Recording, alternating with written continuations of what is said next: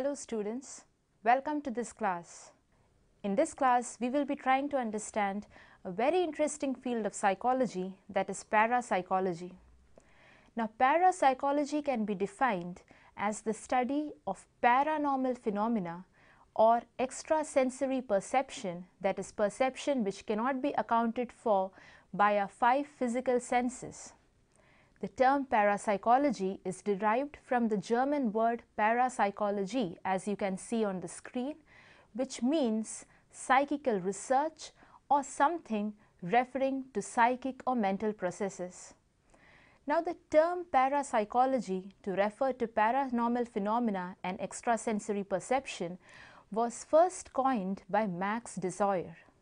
However, the term was popularized to a large extent by J.B. Rhine, and he used the term in 1937 in his book New Frontiers of the Mind, in which he put forward the large amount of parapsychological research that was being conducted at Duke University. J.B. Rhine can be seen as the single most influential person who popularized the field of parapsychology to a large extent. He, in fact, was the person who started the first autonomous laboratory of parapsychology at Duke University. This laboratory later, under the guidance of noted anthropologist Margaret Mead, became affiliated with the American Association for the Advancement of Sciences, which is in fact the greatest scientific society in the world. J.B. Rhine also started the first journal of parapsychology, which he co-edited with William McDougall, and with the passage of time, the Parapsychological Association was created at Durham in North Carolina. Now, in recent times, parapsychological research has been supported and augmented with a number of other fields, such as transpersonal psychology, which deals with the transcendental or spiritual aspects of our daily lives or of our thinking and behavior. It has also been supported by another new field, that is anomalistic psychology, which deals with all kinds of paranormal beliefs and subjective paranormal or out-of-the-world experiences that many people have. Now, in this lesson, we will be trying to have a brief overlook of certain terms which are of great importance in parapsychology and which you will be coming across a number of times as you study parapsychology. The first is extrasensory perception. Extrasensory perception is a term which first came to use around 1934, and it refers to perception that is gained through means other than the 5 physical senses of vision, hearing, touch, taste and smell. This term was coined by Rudolf Tishner, and later it was popularized to a large extent by Rhine, his wife Louisa Rhine and their associates. And extrasensory perception includes clairvoyance. It also includes telepathy, which in fact is a part of clairvoyance. And it also includes the trans-temporal aspects or applications of clairvoyance and telepathy, that is precognition and retrocognition. Now, let us see what is clairvoyance. Clairvoyance is derived from the 17th century French word clair, meaning clear, and voyance, meaning vision. A person having clairvoyance is generally seen or referred to as a clairvoyant. Having clairvoyance means that that person can gain knowledge about objects, events, persons, situations, and this he can gain without the use of any of his physical senses or sensory abilities such as vision, hearing, touch, taste and smell.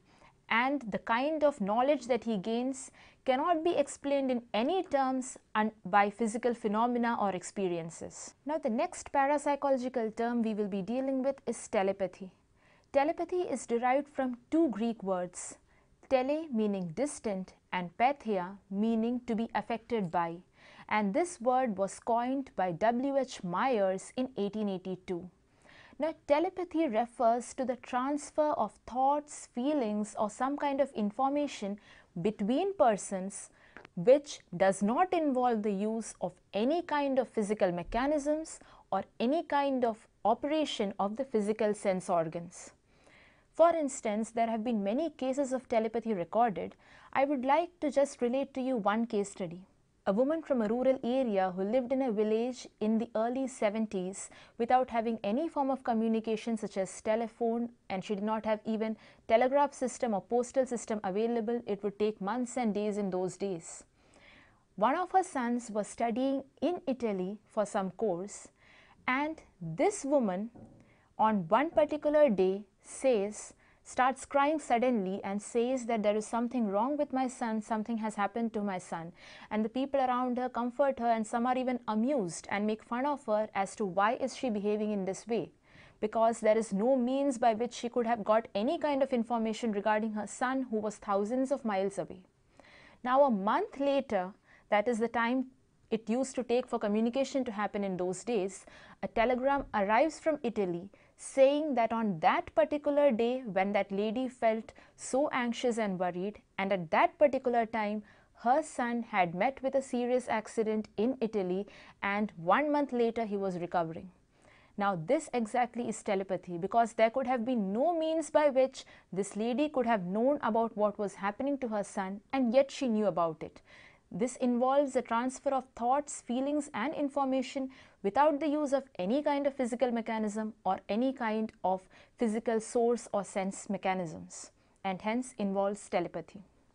The study of parapsychology also involves precognition, or knowing about things in advance. Actually, precognition is taken from the Latin word pre, meaning prior to, and cognitio, meaning acquiring knowledge. Now, precognition means that a person knows a lot about what is going to happen, whether with regard to objects, events or persons, and he has no other means or physical means of determining this information or getting this information. Take the case study of a person X who many days in advance begins finishing his duties, meeting all the people necessary, and even when people give him certain assignments beyond a particular date, he rejects those assignments and says that someone else will do it because I will no longer be able to do it. And say 5 days later on that particular day, beyond which he was not ready to take any kind of assignment, now the person meets with a severe accident which leads to his death. Now, this is an actual case study which has occurred in the study of parapsychology, which meant that the person had a sense of precognition or had a sense of prior knowledge about his imminent death, although there was no means by which he could have actually gained the information. He was not sick, or he was not in any way expecting something fatal to happen to him. So this is what involves precognition. Now we come to yet another term in parapsychology, that is psychokinesis. Now psychokinesis is derived from the two Greek words psyche, meaning mind, heart, soul or breath even, and kinesis or movement or motion. And it is also sometimes referred to as telekinesis and abbreviated as either PK referring to psychokinesis or TK referring to telekinesis. Now, in this phenomenon of psychokinesis, the person can actually bring about changes in various physical phenomena or physical objects using his mental powers and energies, and without exerting any kind of physical energy or physical manipulation on the object.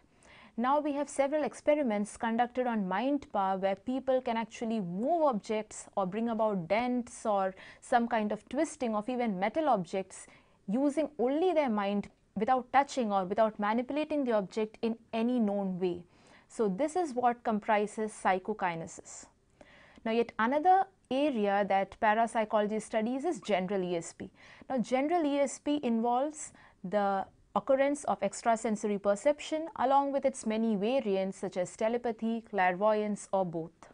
Now a term that we will see now is the term psi, because it is used to refer primarily to the field of parapsychology, and many psychologists too have taken it to symbolize their field.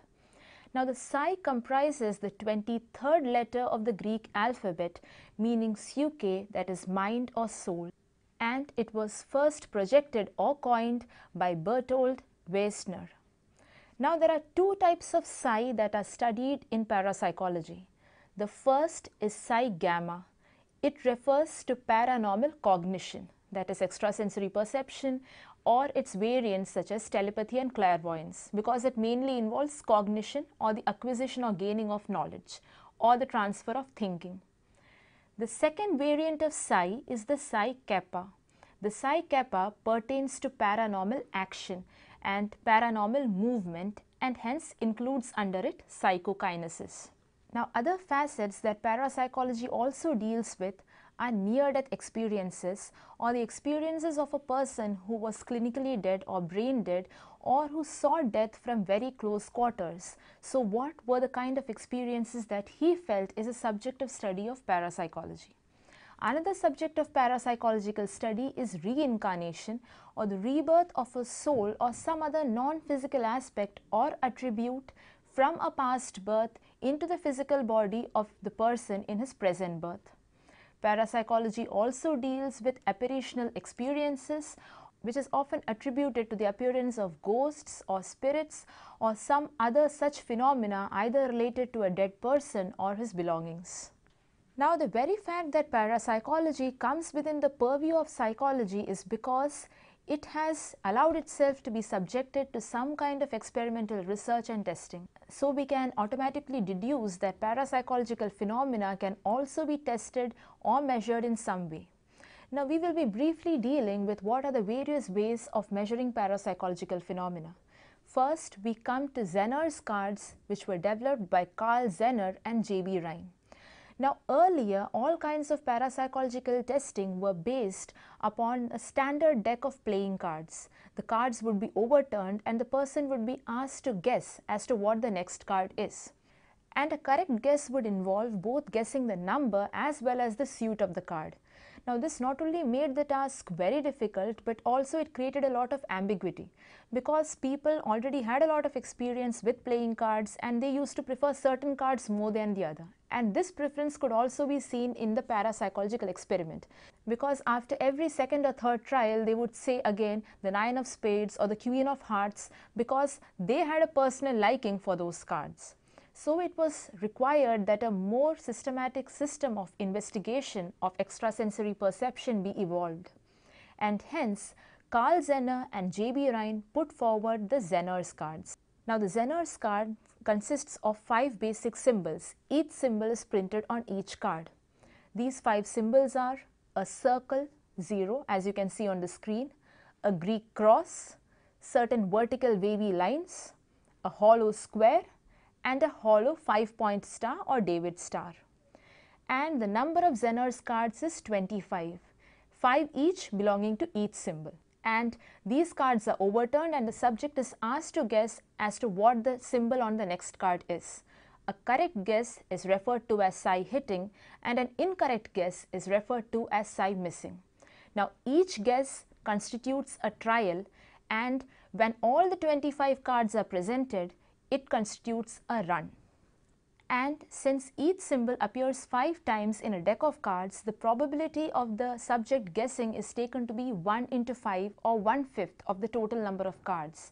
And if the degree of psi hits or correct guesses exceeds this kind of chance probability this kind of number, which can be derived on the basis of chance probability, and when this kind of phenomenon of exceeding the chances of guessing occurs across a number of trials, say hundreds or thousands of trials across a number of people, then we can say that probably the kind of guessing the person does is not just based on chance, but involves some kind of extrasensory perception or extrasensory understanding. Now, instead of the Zeners cards, at times picture cards are also used, and these are overturned. The person is not told what the picture is, and he is given a blank sheet of paper and asked to draw a picture which can to the greatest extent resemble the picture which is still unknown to him, and various aspects of resemblance in this picture and the picture which was not shown or which was kept hidden from him is compared to see to the extent to which the person can perceive phenomena which are still not revealed to him. Now, based on nearly 90,000 trials of Zeners cards, Rhine and his associates felt that extrasensory perception was something which was real and which could also be demonstrated in an experimental situation. However, there were a number of critics.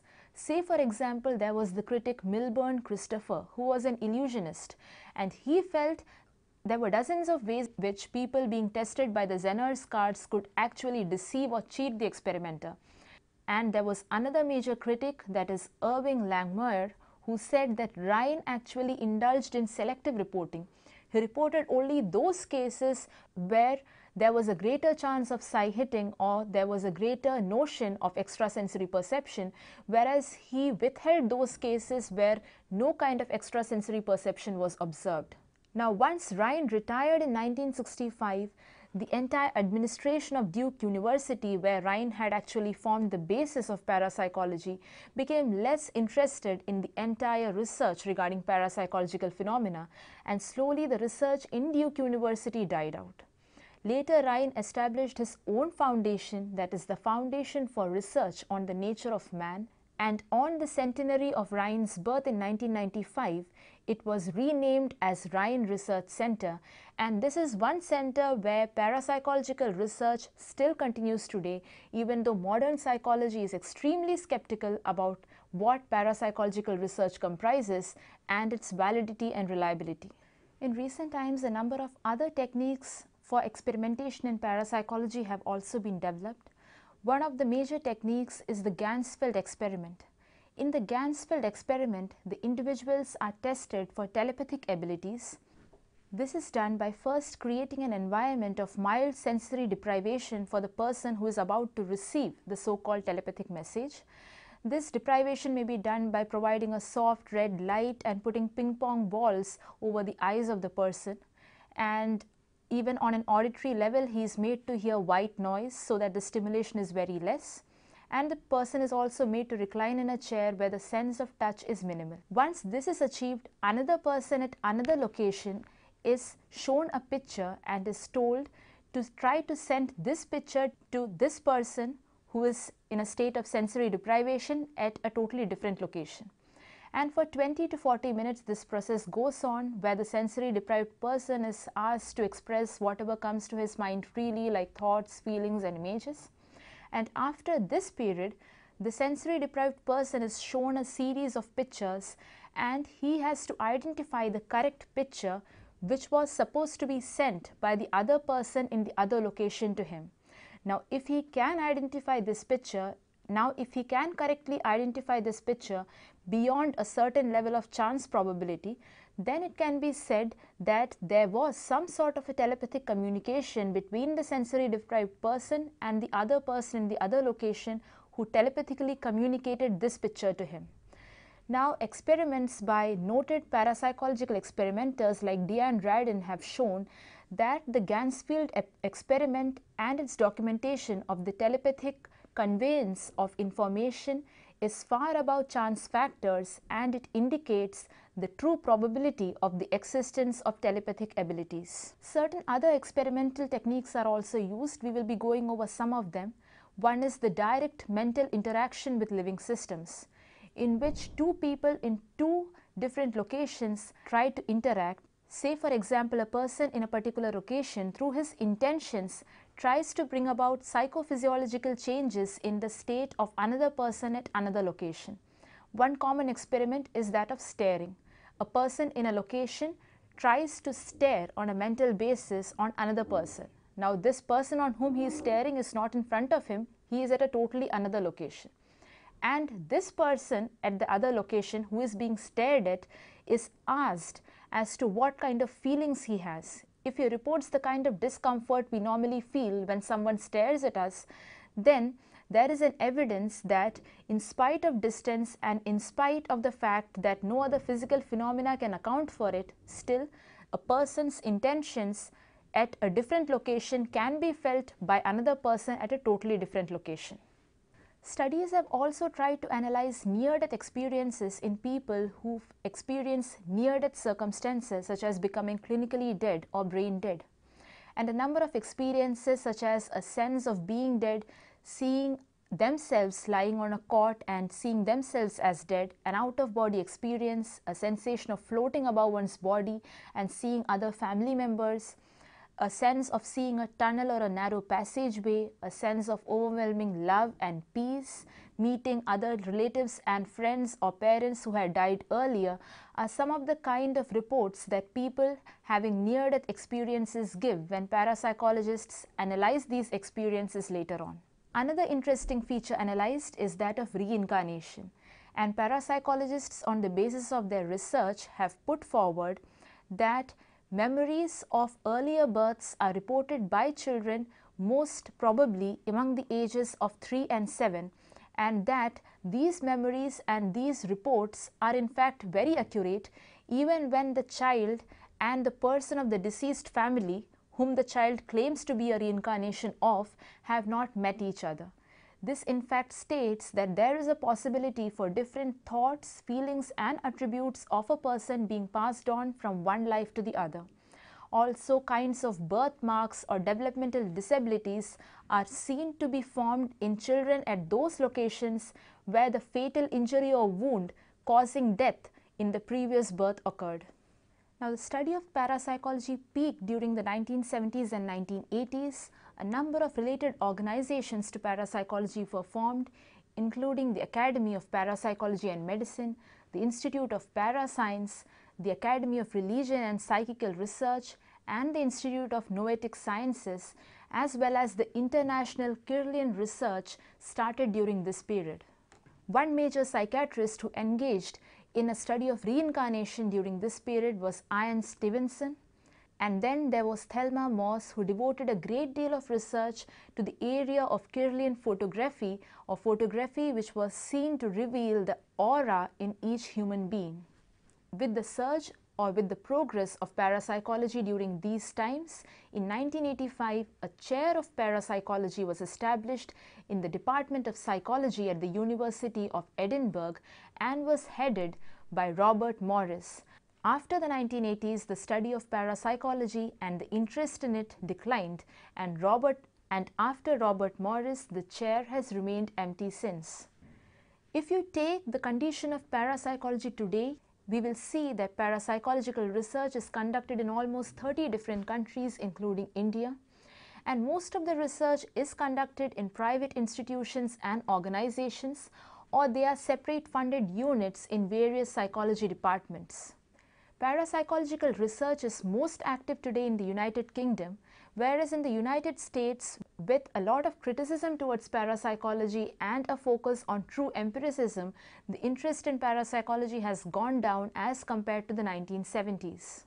Whereas a small number of parapsychological research articles have appeared in mainstream journals, most of parapsychological research can be seen to be isolated to its own journals, and some of the major journals of parapsychology include: number 1, the Journal of Parapsychology; number 2, the Journal of Near-Death Studies; third, a Journal of Consciousness Studies; fourth, the Journal of the Society of Psychical Research; and lastly, the Journal of Scientific Exploration. Critics of this field of parapsychology feel that any kind of chance successes in this field, which actually provides evidence that parapsychology is a real phenomena, can be explained in terms of chance successes and in terms of various degrees of cheating or error. And many scientists today regard parapsychology as a pseudoscience or a false science, which is not a science at all, and they totally reject the concept of extrasensory perception. However, parapsychologists even today continue their research in the field despite the fact that almost for over a century now they have not been able to get any kind of conclusive evidence that can ratify their field. Yet it becomes interesting to know of such a field in psychology because most of all it emphasizes on the fact that psychology could in fact apply experimental procedures and empirical techniques to a high extent, even for phenomena which were beyond physical explanation or which were beyond conscious awareness.